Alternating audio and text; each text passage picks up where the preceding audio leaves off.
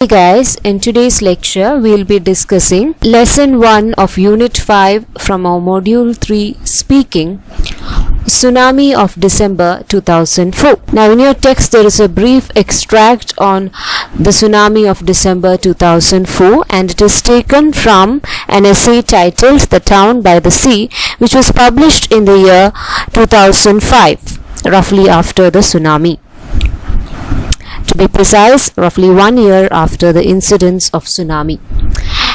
Now, Amitav Ghosh is a well-known novelist and Indian writer who has written a lot on environment. Now, in his essays, he focuses more on the climate change, specifically in the essay The Great Derangement, Climate Change and the Unthinkable. He discusses a lot on climate change and its effect on the environment. Now in today's lecture we'll be discussing this brief extract taken from his essay The Town by the Sea, which is titled also as The Tsunami of December 2004. In your text it is available in page number 50. So without further ado, let's begin our lecture. Tsunami by Amitav Ghosh, or The Tsunami of December 2004 by Amitav Ghosh. At the airfield in Car Nicobar, the director arranged a ride for us on a yellow construction truck that had been set to the task of distributing relief supplies. So the essay is set in Car Nicobar Islands, which is in Andaman Nicobar Islands.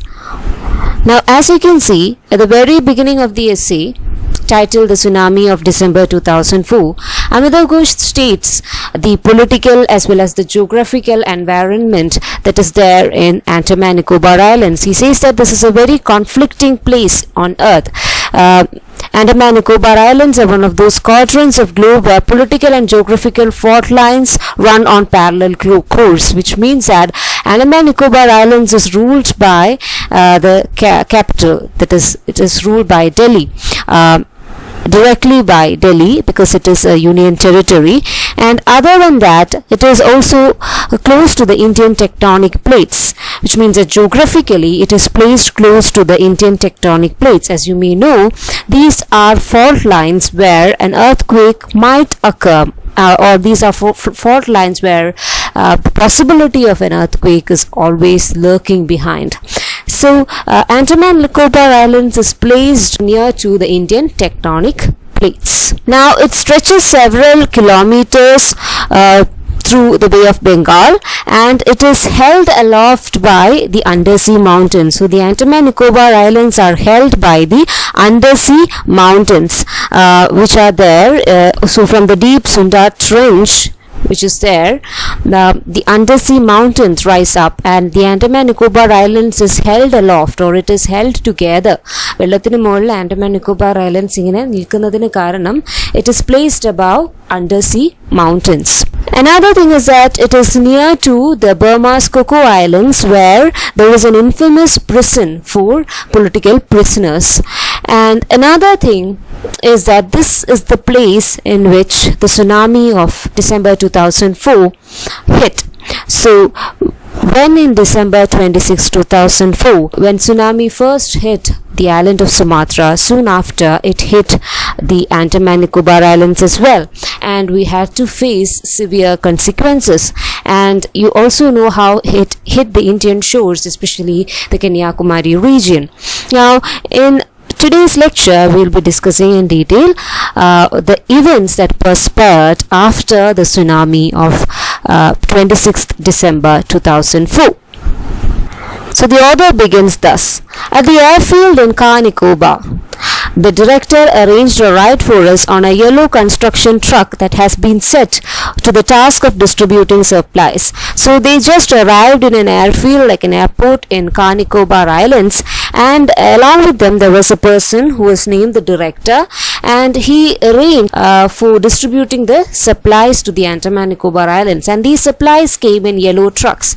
Now if you are familiar with the flood zone situation in Kerala a few years back, you also know that the relief came through trucks, right?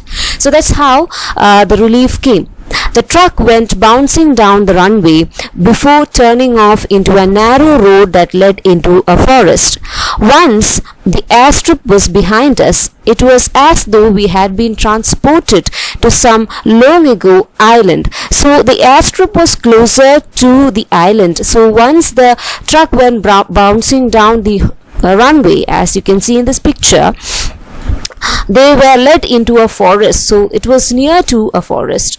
So once the airstrip was behind, it was as though we had been transported to a long ago land, unspoiled and untouched. So it was like a virgin land which was untouched or unspoiled by external intervention. They had just landed in an airstrip, and a few kilometers from the airstrip they could feel the presence of forest all around them. They could feel the presence of nature all around them, which was unspoiled and untouched. The road wound through a dense tropical jungle. So the road was winding through a dense tropical jungle, dotted at intervals with groves of slender areca palms and huts mounted on stilts. So they were moving around and round a tropical jungle, and it was dotted, which means that it was surrounded by grooves of slender areca palms. As you can see in this picture, these are grooves of areca palms. Grooves of slender areca palms and huts mounted on the stilts. So near to the grooves of areca palms, there were many huts. Some of these had metamorphosed into makeshift camps, sprouting awnings of plastic and tarpaulin. And he says that some of these huts have been metamorphosed or has been changed. Metamorphosed means it has been changed into makeshift, that is quickly made camps, sprouting awnings of plastic and tarpaulin. And from these camps, certain awnings of plastic and tarpaulin were sprouting out. Awnings means, again, these are the things that you can see which is made out of tarpaulin. It's like a tent which is made out of tarpaulin. And Amitav Ghosh here says that all these huts were changed into makeshift camps, sprouting awnings of plastic and tarpaulin. So these small homes or huts which were there, they had these awnings in front of them, sunshades. Awnings means sunshades. They had these sunshades in front of them, which was made using tarpaulin. These shades were made using tarpaulin, as you can see in this picture. It was clear that the island's interior was sparsely inhabited. So from the looks of it itself, it became clear that the island was scarcely inhabited. That is, only a few people lived in the island, with the population being concentrated along the seafront. So a lot of people lived on the seafront, that is near to the sea, and only a few people lived in the island. That is, a few people lived in the interiors of the island. Earlier, while the plane was making its descent, I had a panoramic, if blurred, view of the island. So earlier, when he used to go to these islands, he used to get a panoramic view of this island. What do you mean by panorama or a panoramic view? It's like a full view of the island from above. He could get an aerial view, a full whole round 360-degree view of the island. So he always, whenever he descended down to the island, he always had this panoramic view. He always had seen this panoramic view of the island, where he could see the island in 360 degrees. But now it's not there, and he is coming to it. He says that once he used to see it in a panoramic view, and though it was blurred, he used to see it in a panorama, and again he used to see it in crisp morning light. No more than a few kilometers across, it was flat and low, and from the island, when he looked at it a few meters across, he could see flat and low places in the island. And its interiors was covered by a dense canopy of greenery. So the interiors of the island was often covered by a dense canopy of greenery. What do you mean by a canopy of greenery? Now, canopy means it is the uppermost branches of a tree, and these are the branches which contain the most leaves or the most foliage. So these are the uppermost portions of a tree. So earlier he could see green greenery all around the island. A turquoise halo surrounded its shores, where a fringe of sand had once formed an almost continuous length of beach. So now what he sees is that a turquoise halo surrounded its shores, where a fringe of sand had once formed an almost continuous length of the beach. So earlier when he used to descend, he used to see a string of sand around the island. മുൻപൊക്കെ ഈ ഐലൻഡിൽ പോകുമ്പോൾ ഇതിന് ചുറ്റുമായിട്ടൊരു Sands നിറഞ്ഞിരിക്കുന്ന seashore കാണാൻ പറ്റുമായിരുന്നു, കടൽ തീരങ്ങൾ കാണാൻ പറ്റുമായിരുന്നു. പക്ഷേ ഇപ്പോൾ what he can see is just the sea all around. A turquoise halo here is a reference to the sea. All that he can see is the turquoise, the blue halo which surround the shores, where fringes of sand had once formed almost continuous length of beach. So earlier there were beaches in this island, but now there are no longer any beaches. All the seashore has been swept off, and the seashore has been taken by the sea. Seashore ennu parayuna oru delineation onnu illa, kadal keri irikക്കുകയാണ്. This was now still mainly underwater. So the seashore was now mainly underwater. I saw to my surprise that many thick stands of coconut palms were still standing, and he was surprised to see that many strands of coconut palms were still standing, but still there were some coconut trees all around, and he could still see coconut trees all around. I saw to my surprise that many thick stands of coconut palms were still standing even on the edge of water. But even on the edges of water, a coconut tree would stand tall. Relatively few palms had been flattened. This is because since it was a tsunami, only a few palms or only a few trees were flattened, were grazed down to the ground. കുറച്ച് മരങ്ങൾ മാത്രമേ പിഴുതെറിയപ്പെട്ടിരുന്നുള്ളൂ. I saw to my surprise that many thick stands of coconut palms were still standing even on the edge of the water. Relatively few palms had been flattened.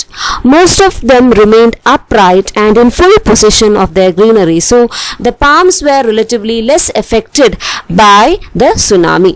As for the forest, the canopy seemed almost undisturbed. And as for the forest, the canopy or the greenery seemed almost undisturbed. All trace of habitation, on the other hand, had been obliterated. But whatever habitation was there on the mainland, all the traces of homes which were there, habitation means people were the places where people put together. So all traces of houses on the mainland was destroyed. The foundations of many buildings could be seen clearly, and the entire house was demolished or destroyed, and only the foundation of houses could be seen clearly on the ground. But of the structures they had once supported, nothing remained. That is, only the foundations of houses could be seen, and the houses themselves were demolished. Moving on, it was evident from above that the tsunami had been particularly selective in the manner of its destruction. Now the narrator says that the tsunami was particularly selective in the way in which it chose to destroy whatever that came in front of it. It is often said that nature acts as an operator, generator and a destroyer, similar to God, who creates, operates and destroys. Similar to that, it's often said that nature is the creator as well as the destroyer. Nature creates life and it also destroys life. It has rejuvenating properties as well as it has the property to destroy. So it becomes evident that the tsunami had been peculiarly selective in the matter of its destruction. That is, the tsunami has chosen only to destroy man-made things and not natural things in the environment. It has chosen to destroy houses, but it has chosen to leave behind the palms, the coconut palms, the trees and the greenery, which is a good thing. The nature was selective when it comes to destruction, he says. Had the island been hit by a major cyclone, not a frond would have survived in the coconut palm. And he says that, and the author says that if the island was hit by a major cyclone, if the island was hit by a major cyclone, then not a single frond here, the meaning is palm frond, paneola nu parayile, not even a single frond or ola would have survived on the coconut palms. So if it was a cyclone, even the coconut palms would have been uprooted. Coconut palms പോലും uproot ചെയ്യപ്പെട്ടേനെ if it was a cyclone, but it was not like that. And the forest canopy would have been denuded, and even the forest canopy would have been stripped off, or it would have been stripped, or it would have been made nude, which means that even the thick foliage of leaves would have been destroyed. Most human dwellings, on the other hand, would have retained their walls even if they lost the roof. But when it comes to cyclones, that is how cyclones work. They take just the roof of the buildings, but they leave behind the building themselves intact. If it had been a cyclone, then the cyclone would have destroyed the entire natural plants and everything that was around, the entire natural habitat. So if it was a cyclone, the cyclone would have destroyed the natural habitat. If it was a cyclone, it would have left behind the buildings, but that is not the case here. He says, not so in this instance. So here, in this instant, it's not so. The villages along the shore were not merely damaged, they were erased. So he says that all the entire villages that were on the shore, which were again man-made hamlets, the villages which were on the shore were not truly damaged, but it was erased from the shore. It was as if the island had been hit by a weapon devised to cause maximum possible damage to life and property. Now, so it was as if the island was hit by a weapon which caused maximum destruction to only life and property, while leaving the nature largely unharmed. So it was as if someone had devised a weapon to wipe off the entire humanity from the face of earth, leaving behind only nature. We came to an intersection that was flanked by low whitewashed buildings. So now the narrator says that they came to an intersection, they came to a junction which was flanked. On the either side of the junction there were whitewashed buildings, low whitewashed buildings. So they came to a junction where on either side of the junction there were low whitewashed buildings. This was the administrative center of the island. The director explained, the settlement of Malacca lay a good distance away and we would have to walk, and the settlement that they have chosen to come to, the settlement, the place where people used to put up together or live together, the settlement that was there in Malacca to where they are going today is a good distance away, and the director says that they have to walk because everything, the roads have been ravaged by the sea.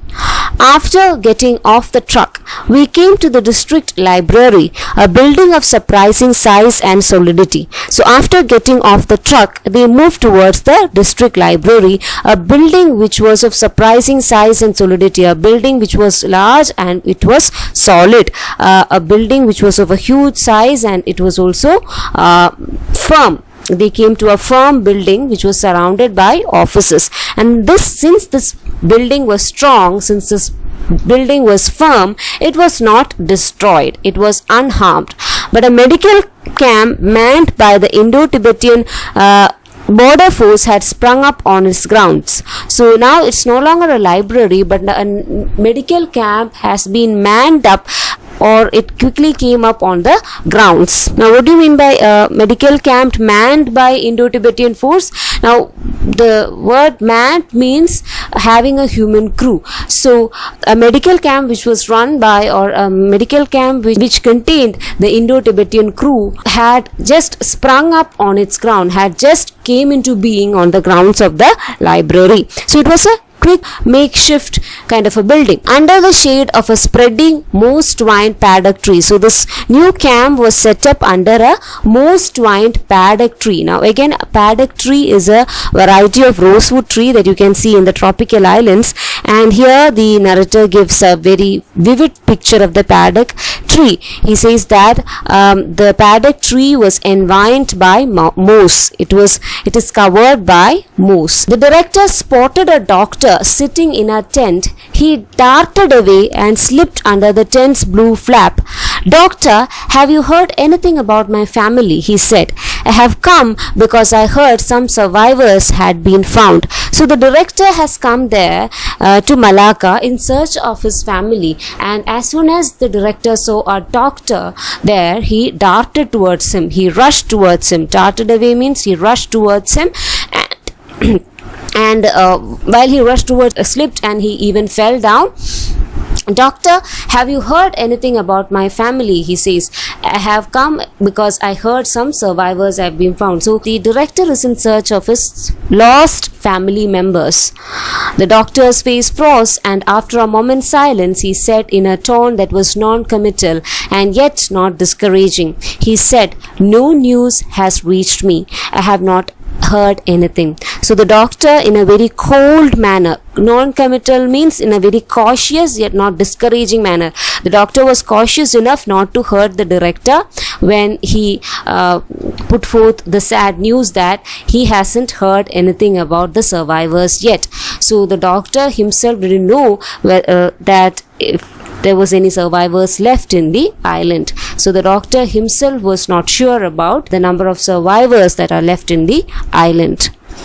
We continued on our way, walking past the airy bungalows of island's top officials with their well-tended gardens. Now they began to walk through the spacious bungalows of island's top officials with their well-tended gardens. So these bungalows of high officials had well-tended gardens or well-kept gardens. Soon we came upon two men who were sitting by the roadside beside an old assortment of salvage goods. So while they were walking through that place, they came across two men who were selling an old assortment, an old variety of salvaged goods. Assortment means variety. Of salvaged means rescued goods. So there were some people who came to the island, and after the rescue service was being commenced, they slowly began to loot the island. That is, once the rescue began, and after some time, they came to this place, to the island, and they looted whatever possessions that they could get a hold of. So they were just selling away the goods that they found in the island after the tsunami. And this happens in every place. Whenever we are stuck with some kind of a malady, then people often try to take advantage of it, like these people here who salvaged or rescued the goods and tried to sell it at a price. "That's mine," said the director, pointing to a lampstand of turned wood. So the director suddenly recognized a lampstand that he had in his home, and he said that's mine. I paid a lot for it, and it's made of paddock wood. There was no rancor in his voice. There was no resentment in his voice when he said that, because he was a person who lost his own family. Now it doesn't matter if he lost a lampstand thing, a material possession to which he paid a huge sum of money. He had lost his family, something very close to him, so he is no longer resentful when he says that's mine. There was no amount of rancor in his voice. There was no amount of resentment in his voice. Nor did he seem to want to reclaim the object. So usually when you see your own object being sold by someone, you try to reclaim it, right? You try to make a huge furore out there. ഒരുപാട് തർക്കിച്ച് നിങ്ങളുടെ object ആണ്, നിങ്ങൾ വാങ്ങിയ സാധനമാണെന്ന് പറഞ്ഞിട്ട് you try to argue with them. But the director has lost his own family, so he never wanted to argue with these sellers who were trying to sell his own ware, who were trying to sell his own lamp stamp, because he has lost his own family. So he never wanted to create a scene there, or he never wanted to brew resentment there. A few steps ahead, the road dipped towards a large clearing fringed by thick stands of coconut palm. As with many small town maidens, there was a plaster bust of Mahatma Gandhi standing in its center. Once again, I'm sorry, it's Maidan.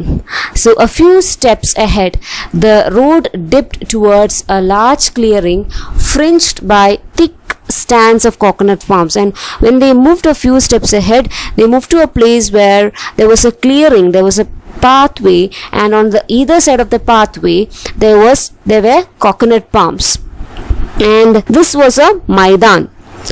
And this large area of land that they came into was a town Maidan, and there was a plaster of Mahatma Gandhi standing in the center of the Maidan. So far on our journey from the airport, we had seen no outward sign of damage caused by the tsunami, but now we had arrived at the outer periphery of the band of destruction. So far when they came to this center, they never saw the destruction that was caused by tsunami. They were not able to witness the destruction caused by the tsunami, but now they have came to a place where they could see the tsunami. They could see the tsunami up front. They could see the destruction caused by the tsunami because they have reached the periphery. They have reached closer to the area of destruction of the tsunami. Mounds of splintered planks and other building material lay scattered across the clearing, and the red, white and green fence that surrounded the bust of Mahatma Gandhi was swathed in refuse and dead coconut fronds. So mounds, piles of splintered, mounds means piles of splintered, broken red, white and green fence that surrounded the bust of Mahatma Gandhi was swathed in refuse and dead coconut fronds, and the statue of the bust of Mahatma Gandhi, which is this particular thing. So the bust of Mahatma Gandhi was covered. Swathed means wrapped in several layers of. So the bust of Mahatma Gandhi was covered in several layers of coconut fronds. It was covered in several layers of coconut leaves. So they came closer in contact with the severe destruction caused by the tsunami. Everywhere evidence of the tsunami's incursion could be seen. Now when they came to the Maidan, everywhere they could see the destruction caused by the sudden attack of tsunami. Incursion means sudden attack. So now they could see the real aftermath of tsunami. At the far end of the Maidan, a fire was blazing among the coconut palms. The warehouse that supplied the island with cooking gas had stood at that spot. The tsunami had swept the warehouse away, leaving the canisters exposed to the sun, and a fire had ensued. Every few minutes the ground shook to the blast of exploding canisters. So at the far end of the Maidan, all the coconut palms were burning. And what was the reason? There was a warehouse nearby, a place in which they kept cooking gas, and this particular warehouse in which they kept cooking gas was there at the far end of the Maidan, and it suddenly catched fire. The tsunami had swept the warehouse away, leaving the canisters exposed to the sun. So now the warehouse was gone, but the canisters were exposed to direct sunlight, and since the canisters, the gas cans were exposed to direct sunlight, they began to burn. And a fire had ensued. A fire had just started. Every few minutes the ground shook to the blast of exploding canisters, and every few minutes the ground began to shake to the sound of exploding canisters. Now gases exploding is a common phenomenon that could occur when there is an earthquake or when there is a tsunami. Oblivious to the fire, that is, the director was so absent-minded, he didn't even care of the fire that was happening around them. He was unaware of the fire that was happening around him.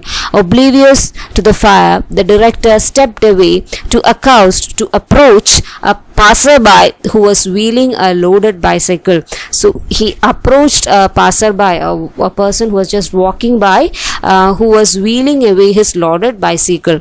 Over his shoulder, he said to me, "This is Michael. He worked in my office." So he was able to identify the person. The director said that this is Michael and he worked for him in his office. Michael was a sturdy, grizzled Nicobarese. Now, Michael was a very strong, grizzled means a very grey-haired, which means that he is an old Nicobarese. So he is a very strong yet old Nicobarese, a native of Andaman Nicobar Island, especially the Nicobar region. Dressed in green shorts and grey shirt. So Michael was dressed in green short and grey shirt. Laying his hand on the bicycle's handlebars, the director said in Hindi, "Michael, listen, has there been any news of madam?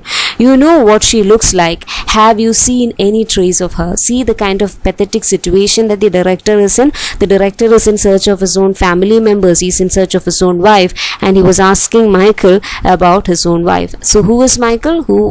Michael was a person who worked for him, and Michael was a very strong grey-haired person who worked a person of Nicobar Islands who worked for the director. Michael dropped his eyes as if in embarrassment and answered with a tiny shake of his head. So Michael didn't know what to say. So he was embarrassed and he didn't know what to say. So he just shook his head. Lowering his voice, the director continued, "And have you heard anyone speak of a girl roaming in the jungle?" Now he is asking about his own daughter. The director is asking about his own daughter, and he says that, "Have you seen a girl roaming around the jungle?" Again to Michael. When this too failed to elicit an answer, when this too failed to evoke an answer from Michael, he went on, "Michael, I need your help. Bring some men and come. I need to dig through the rubble to see if I can find anything." Now he wants to dig through the debris that is there, and he wants to find the bodies of his wife as well as his children. So he says that, "Please bring some help, bring some men. I just want to go through the debris. I wish to find something from here." Even as he was speaking, his attention shifted to the contents of plastic bag which were hanging from Michael's handlebars. Flinching, he let go of the handlebar. "Michael," he cried, "what is all this stuff you have picked up? You should know better that to take things from over there, they may be contaminated." So he says that Michael was salvaging something. He was trying to recover things from this place, and he could see that in his plastic bags Michael was taking something away from the debris, and he says that this place is contaminated. You should not be salvaging things like that. So this is something which happens whenever we are stuck with some kind of a calamity. People on one side would be striving to live, they will be wanting to live, they will be waiting to get rescued, but on the other hand, others would try to get things out of the place. They would try to salvage or hunt or try to recover lost things out of the place so that they could recover money, valuables, and even ornaments. And even Michael was doing the same thing. And the director says that you should not take all these things because it will be contaminated. There is the chance that these things might be contaminated. Michael hung his head, wheeled his bicycle silently away, and thus Michael just hung his head. He lowered his head. Michael lowered his head, and he wheeled his bicycle silently away, and he slowly moved away. "They are all looting," said the director, shaking his head. "I have heard the bazaar in Port Blair has received 3 sackful of gold from the islands." So the director says that every person on this island, they are looting stuff. They are just taking stuff from other people. They are looting. They are thieves. They have heard the bazaar in Port Blair has received 3 sackful of golds from the island. So the bazaar that is there in Port Blair has just received 3 sacks of gold from the island. They are salvaging. They are like scavengers. They are trying to recover stuff from the island. In the clump of burning palm trees, yet another gas canister exploded. And while they were discussing about this loot that was happening, in the clump of burning palm trees, in the thicket of burning palm trees, yet another gas canister exploded. It was close enough that we could feel the rattle of the blast. So it happened nearby that they could feel the rattle of the blast. They could feel the rapid, sharp noises that came from the blast. A shard of metal struck an onlooker. A sharp piece of metal struck an onlooker, fortunately without any injury. Oblivious to the flames, again the director was unaware of the flames. The director hurried towards a spot where a mound of mangled household objects lay piled. So the director moved to a spot where he found piles of destroyed household objects, having been pushed through the screen of coconut palms like dough through a sieve. So he was moving as if he was being pushed through a coconut palms, as if you pass a dough through a sieve. So he was just moving around. There wasn't enough space through the coconut palms for him to move, but he squeezed himself and moved through the coconut palms. Whom? The director. "Look," "That's mine," said the director, pointing to a blue aristocrat suitcase made of molded plastic. It had been hacked open with a sharp-bladed instrument, and its contents were all gone. The director picked it up and shook it. "I saw it the last time I was here," he said. "It was already empty. Everything had been looted." So the director immediately identified a blue suitcase which he owned once, and he says that it was mine once, but it was opened. It was looted.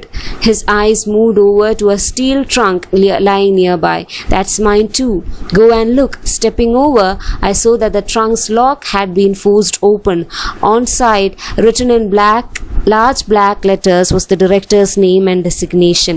So the director is now covering things from the debris. He is trying to recover things from the whatever that remained on the island. അവശിഷ്ടങ്ങളിൽ നിന്നും അയാൾക്ക് ബാക്കിയുള്ള കുറച്ച് കാര്യങ്ങളെങ്കിലും വീണ്ടെടുക്കാൻ നോക്കുകയായിരുന്നു. "You see," the director said as if in vindication. So the director began to say something as if to clear the narrator's suspicion. He said that, "Everything I have been telling you is true. These things were all mine." ഞാൻ പറഞ്ഞതെല്ലാം ശരിയാണ്, ഞാൻ പറയുന്നതെല്ലാം സത്യമാണ്, ഇതെല്ലാം എൻ്റേതായിരുന്നു. The short distance away, a wooden cabinet lay overturned, and a short distance away from them, a wooden cabinet lay overturned. Overturned means it was turned, and it again lay open. Heaps of paper could be seen spilling out of its belly, and from the wooden cabinet, many papers came out of the wooden cabinet from its belly, which means that from the wooden cabinet, many papers came out.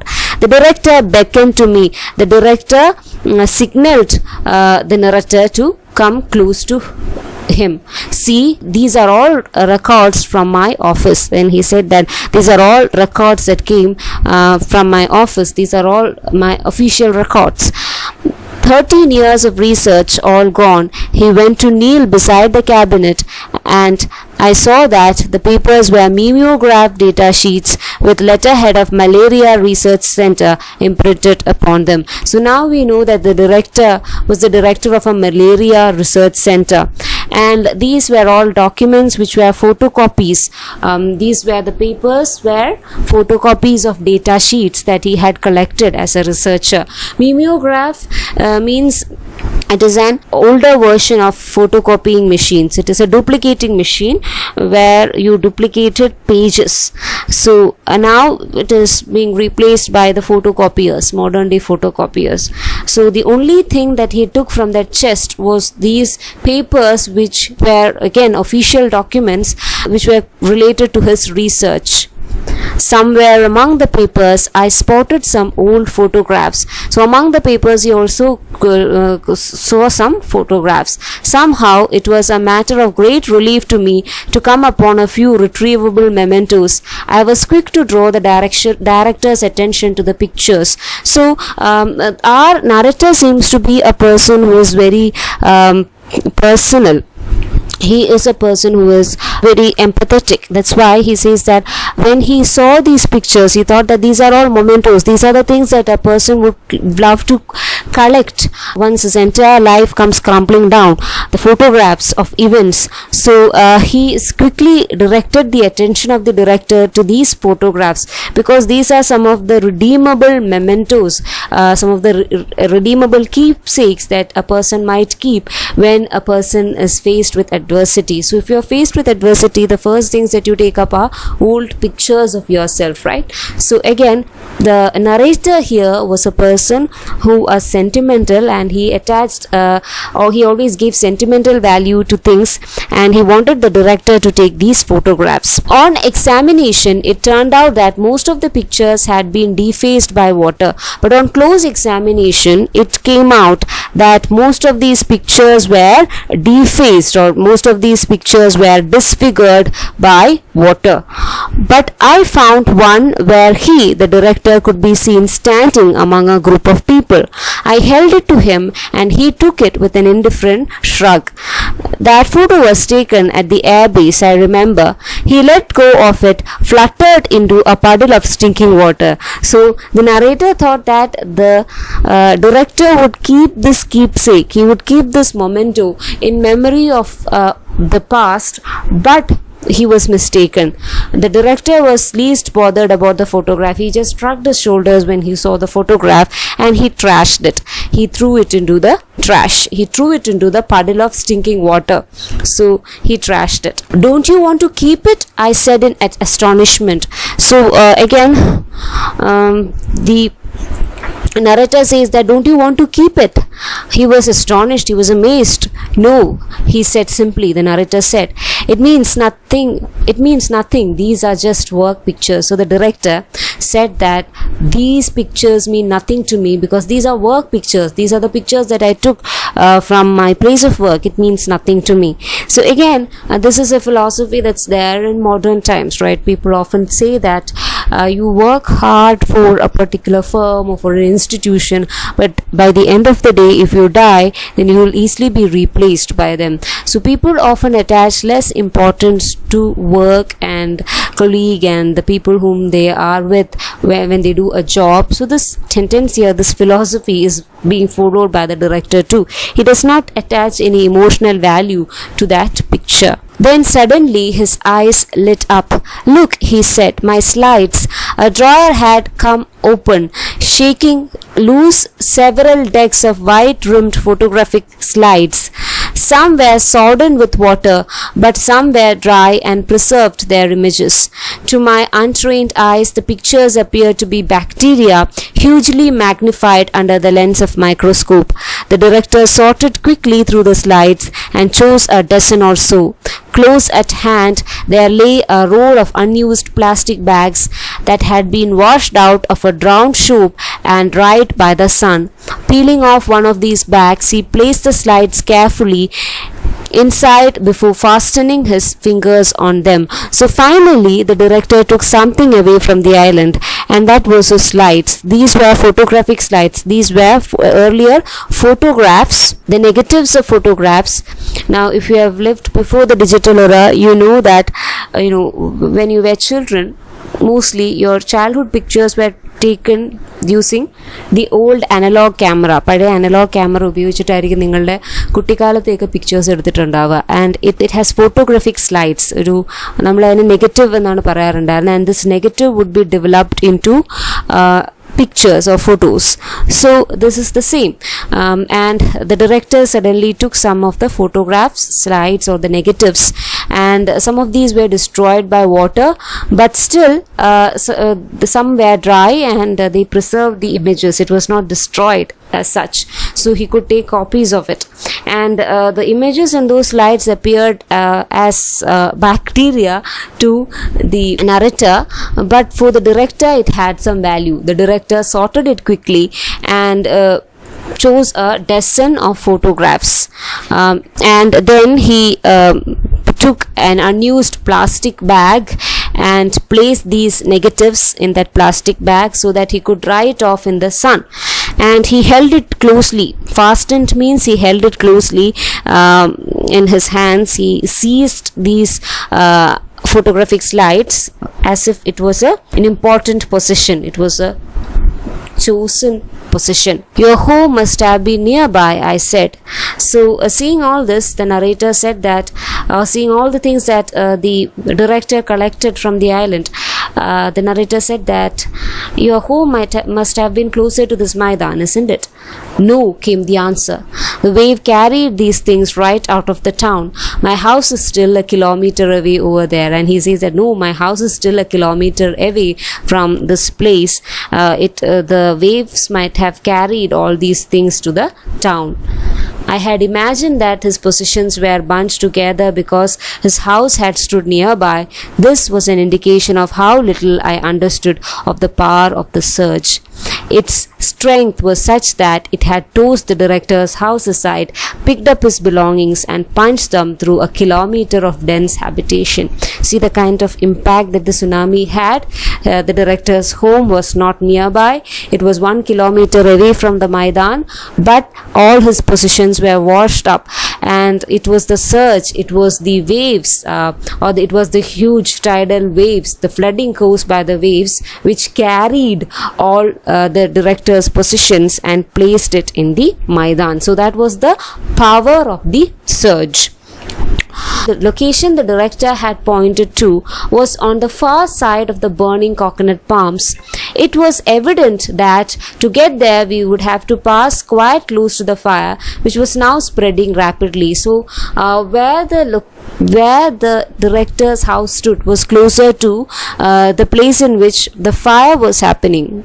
Remember, gas canisters were exploding nearby, so the director's home was near to that, and now the fire was spreading even rapidly. We set off almost at a run and soon came to a point where our path was blocked by a fallen tree. Now they almost ran to that place so that they could easily collect whatever that was left behind, but their path was blocked by a fallen tree. Now the director was so desperate that he clambered over the tree. Clambered means to climb in an awkward manner. So the director was so desperate that he clambered over the tree. Hanging on to his slides, I followed. So he was hanging on, he was closely carrying the slides with him. He was carrying the slides close to him, and he clambered on, that is in an awkward manner, he climbed over the fallen tree. The fire was now less than 100 meters to our right, and I was climbing over when there was another detonation. So the fire was again closer to them. It was just near to them, and he heard another explosion. Detonation means explosion. And he heard another explosion followed by a crackling, whooshing sound. The explosion was followed by a crackling, a breaking, a whooshing sound. I fell quickly to the ground and shut my eyes. When next I looked up, the director was still standing, looking down at me with puzzled impatience. Come on, that's where we have to go, over there. But the director was least affected by this explosion. He was looking down at the narrator, and he asked the narrator to hurry up because he wanted to go to his home. So we shall end today's discussion at this linchpin, and we shall discuss the remaining part in another lecture. Thank you for listening. Take care.